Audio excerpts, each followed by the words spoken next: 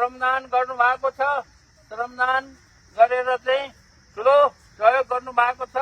तर यो श्रमदान चाहिँ निकै दिन लाग्ने जस्तो देखियो, किनभने धेरै दिनसम्म भइसक्यो अहिलेसम्म र अझै पनि यसको आधा पनि यो सरसफाइ भएको छैन।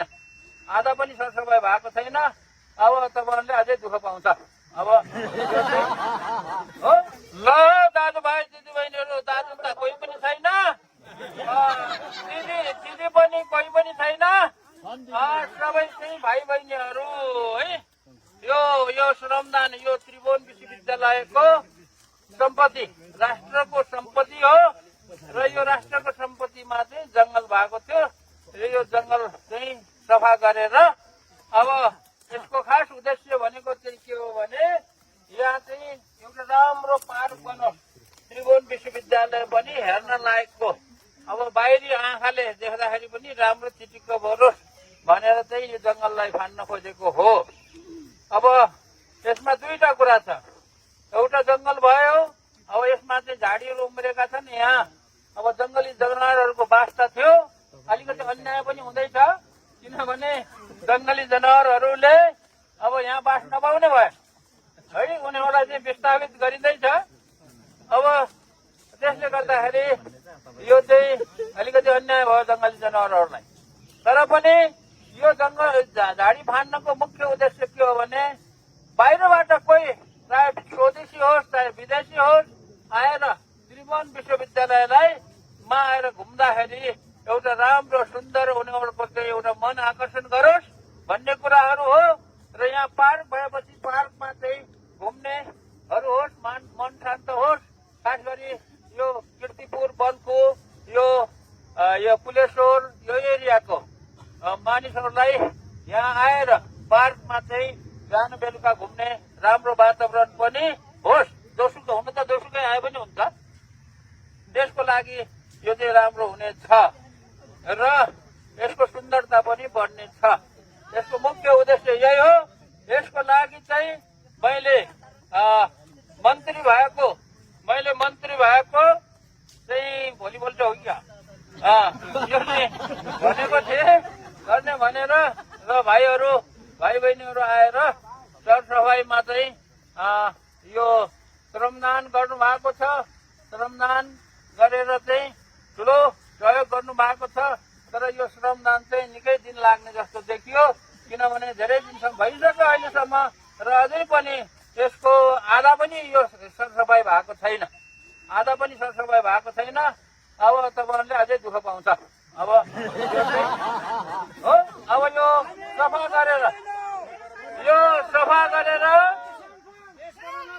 नगराउन। अब यो सफा गरेर अब यसमा चाहिँ अब बाटोहरू केहरू पार्क बनाउनु पर्छ। पार्क बनाउनको लागि यो ठाउँमा पहिला पनि पार्क थियो अरे, त्यो पार्कको नक्सा थियो अरे र त्यो नक्सा खोज्दैछौँ अहिले।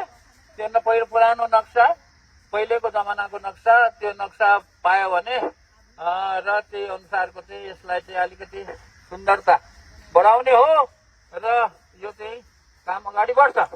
यो चाहिँ भयो झाडी फान्ने। अब झाडी फानेर अलिकति राम्रो देखाउने, यो आँखाको लागि राम्रो भयो।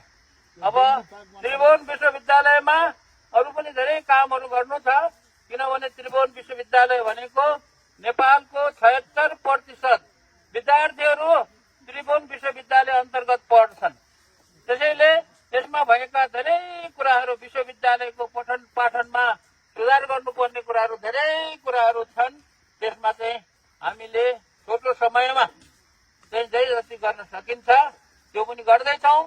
र यो त्रिभुवन विश्वविद्यालयको जग्गा झन्डै 4,000 रुपियाँ रोपनी थियो र त्यसमा चाहिँ हिनामिनाको लागि भएको भनेर हामीभन्दा अगाडिको सरकारहरूले चाहिँ एउटा प्रतिवेदन तयार गरेको थियो र यो प्रतिवेदन पनि अहिले सार्वजनिक गरिएको छ।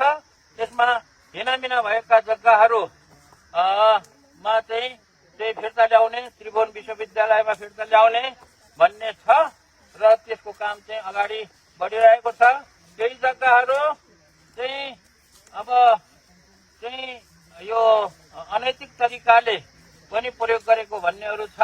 त्यस्ता जग्गाहरू फिर्ता ल्याउने कामको लागि यो चाहिँ प्रोसेस चाहिँ अगाडि बढिरहेको छ।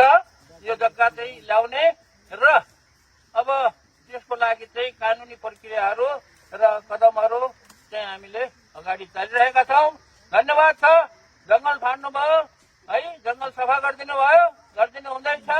अनि यहाँ भएका अन्य बेथितीहरू पनि सफा हुँदैछ, सँगसँगै सफा हुँदैछ। तर यो बेथिती चाहिँ छिटै चाहिँ सफा हुँदैन। यसमा भएको मुख्य युनिभर्सिटीमा भएको मुख्य बेथिती भनेको राजनीतिकरण हो र त्यो राजनीतिकरणलाई चाहिँ हामीले सफा गर्नलाई निकै प्रयास र निकै समय लाग्छ। तर समय लाग्छ भनेर सुरु गरेन भने कहिले हुँदैन र त्यो काम चाहिँ हामीले सुरु गरेको छ। ल धन्यवाद छ। यति भन्दै मैले कुराहरू बताएँ।